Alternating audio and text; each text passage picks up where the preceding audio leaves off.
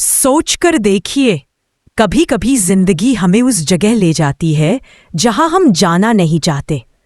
उन लोगों से मिलवाती है जिनसे मिलने का इरादा नहीं होता, पर वही मुलाकातें हमारी पूरी किस्मत बदल देती हैं।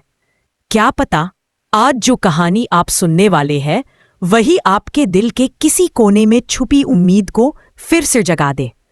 अगर अभी तक आपने सब्सक्राइब नहीं किया है तुरंत कर लीजिए, क्योंकि आगे जो होने वाला है वह आप बिल्कुल मिस नहीं करना चाहेंगे। कहानी की शुरुआत होती है अनु के दिल की सबसे बड़ी उलझन से।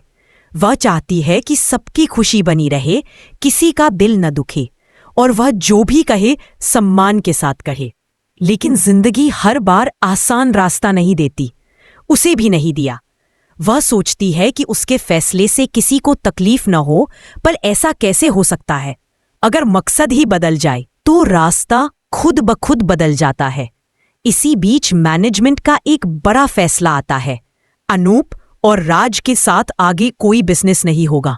यह सुनकर माहौल एकदम बदल जाता है। अनु खुद को संभालते हुए भी साफ कह देती है कि चाहे उन्हें कितना भी ऊंचा पद दे दिया जाए, वह उस कंपनी में काम नहीं करेगी। उसकी आवाज भले था। आर्य एक गहरी सांस लेकर कहता है, यह न सही वक्त है और न सही जगह। मैं अभी नहीं कहूंगा, थोड़ा इंतजार कर लूंगा। उसके बाद वह वहां से चला जाता है, पर जाते जाते अनु के मन में कई सवाल छोड़ जाता है। अगर आपको लगता है कि आगे कहानी और भी अनोखी होने वाली है तो वीडियो को अंत तक जरूर देखें और सब्सक्राइब करना बिल्कुल न भूलें। घर पहुंचते ही कहानी और दिलचस्प हो जाती है।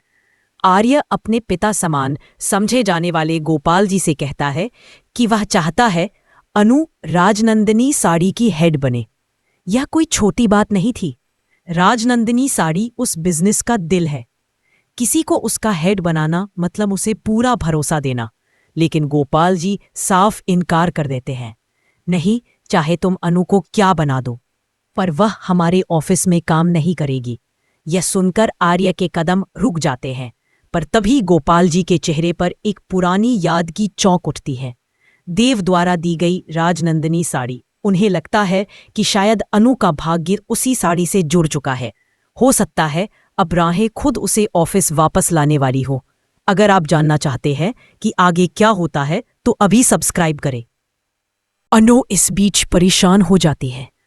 वह सोचती है कि शायद ऑफिस छोड़ना सही था, लेकिन अब कुछ तो करना ही होगा। रात को जब वह सोती है तो वही पुराना सपना फिर से उसे घेर लेता है। डर के मारे वह उठ बैठती है। उसके हाथ में वही चमेली का फूल होता है, वही फूल जो उसे जीवदानी माता ने दिया था। अनु की माँ उसे वही फूल पकड़ाती है और अनु हैरान होकर कहती है, माँ, यही फूल तो सपने में भी था। यह सुनकर पुष्पा जी और गोपाल जी दोनों का दिल बैठने लगता है। उन्हें लगता है कि शायद इस सबके पीछे कोई संकेत है। कितना अजीब है ना, कभी कभी सपने भी हमारी किस्मत का दरवाज़ा खोलने की कोशिश करते हैं। अगर सपना, किस्मत और इशारों वाली कहानियां आपको अच्छी लगती है तो अभी सब्सक्राइब कर लें ताकि कोई अपडेट मिस ना हो। सुबह होते ही परिवार तय कर लेता है कि वे सब आपे के मंदिर जाएंगे। उन्हें यकीन होता है कि वहां पहुंचकर उन्हें उनका जवाब मिल जाएगा। निकलते समय गोपाल जी अनु से कहते हैं, मैंने किसी से तेरी नौकरी की बात की है, तू जाकर उनसे मिल लेना, फिर देखते हैं आगे क्या करना है। अनु मन ही मन सोचती है जॉब करनी तो है नहीं, लेकिन मिल ले। इधर आर्य की माँ भी सुबह सुबह मंदिर जाने के लिए निकल पड़ती हैं। जब आर्य उठता है उसे पता चलता है कि उसकी माँ मंदिर गई है। उसे भी लगने लगता है कि शायद यह दिन कुछ अलग है, कुछ ऐसा होने वाला है जिसे कोई रोक नहीं सकता। अगर आपको लगता है कि यह कहानी अब नई दिशा लेने वाली है तो अभी सब्सक्राइब बटन दबाएं और जुड़े रहें। मंदिर में अनु के मम्मी पापा और आर्य की माँ एक साथ पहुंचते हैं। वहां देव आते हैं और उनके हाथ आपस में मिला देते हैं, जैसे कोई अनदेखी शक्ति उन्हें एक दूसरे से जोड़ रही हो। फिर वह साड़ी, वही राजनंदिनी साड़ी, उन्हें वापस दे दी जाती है। अनु के पिता जैसे ही साड़ी को देखते हैं, पहचान लेते हैं, यह तो राजनंदिनी साड़ी है। एक पल के लिए सब एक दूसरे को देखते रह जाते हैं। क्या यह वही कड़ी है जिसका उन्हें इंतजार था? क्या यह वही संकेत है कि किस्मत खुद दोनों परिवारों को जोड़ रही है? अगर आपको भी लगता है कि यहाँ कहानी का असली रहस्य खुलने वाला है, तो अभी सब्सक्राइब करें ताकि आगे का हिस्सा आप सबसे पहले सुन सकें। अब कहानी बिल्कुल नई मोड़ पर आकर रुकती है। आर्य सोचता है कि अब और इंतजार नहीं टूट जाए। अनु सोचती है सर को दुख तो होगा, लेकिन सब ठीक हो जाएगा। किसी का दिल जानबूझकर कौन दुखाता है? यहाँ से कहानी सिर्फ भावनाओं की नहीं रहती, बल्कि रिश्तों की परीक्षा बन जाती है। क्या अनु सच में नई नौकरी करेगी? क्या वह आर्य के प्रस्ताव को सुन भी पाएगी?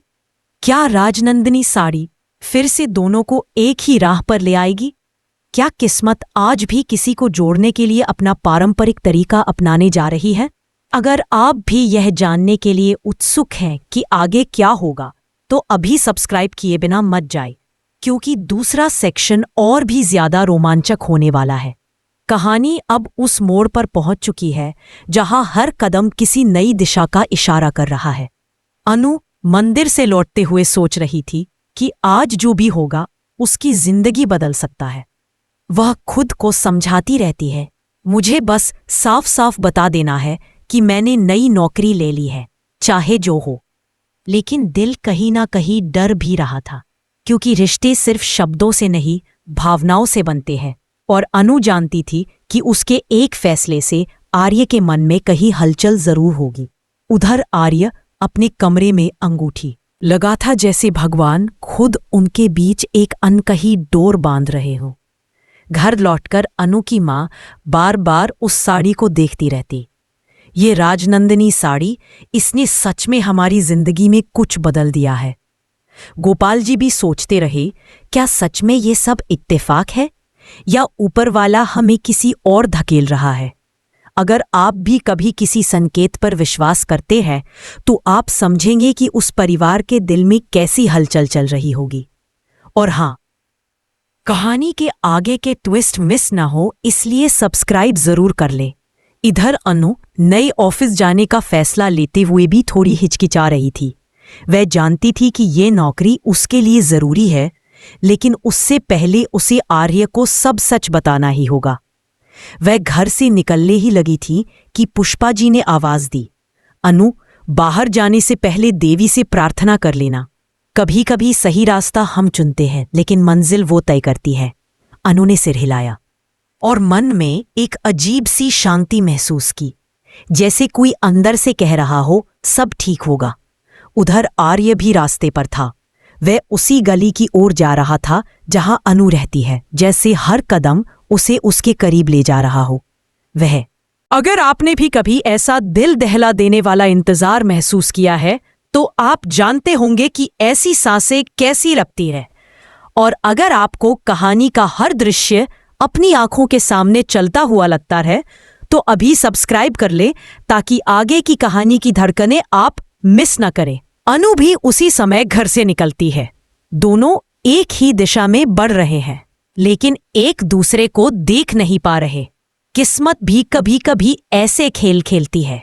दोनों के कदम जैसे एक दूसरे की ओर खींचते जा रहे थे, लेकिन मंजिल बस कुछ इंच दूर थी। इसी बीच मंदिर में भी हलचल शुरू हो गई थी। पुजारी जी ने सभी को बताया कि आज का दिन शुभ है। आज लिए गए फैसले अक्सर लंबे समय तक चलते हैं। अनु की माँ और आर्य की माँ ने एक दूसरे की ओर देखा। दोनों सोच रही थी, क्या आज कुछ ऐसा होगा जो उनकी जिंदगी की दिशा बदल देगा? अगर आप भी मानते हैं कि कुदरत सही समय पर सही संकेत देती है, तो यह कहानी आपके दिल के बहुत करीब होगी। जुड़े रहे और सब्सक्राइब कर ले ताकि कहानी का कोई पड़ाव छूट ना जाए। अब देखते हैं दोनों का आमना सामना कैसे। आर्य कहने ही वाला था कि तभी अनु बोल पड़ती है, मैंने नई नौकरी ले ली है। यह सुनकर आर्य की मुस्कान हल्की पड़ जाती है, लेकिन इससे पहले कि वह कुछ कह पाए, अनु आगे कहती है, मुझे पता है कि आपको बुरा लगेगा, लेकिन मैं कोई और रास्ता नहीं देख पा रही थी।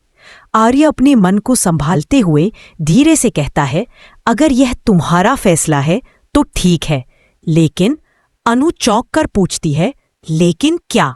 आर्य जेब से अंगूठी निकालने ही वाला था कि तभी उसका फोन बज उठता है। अनु भी चौंक जाती है। कॉल मंदिर से आई थी।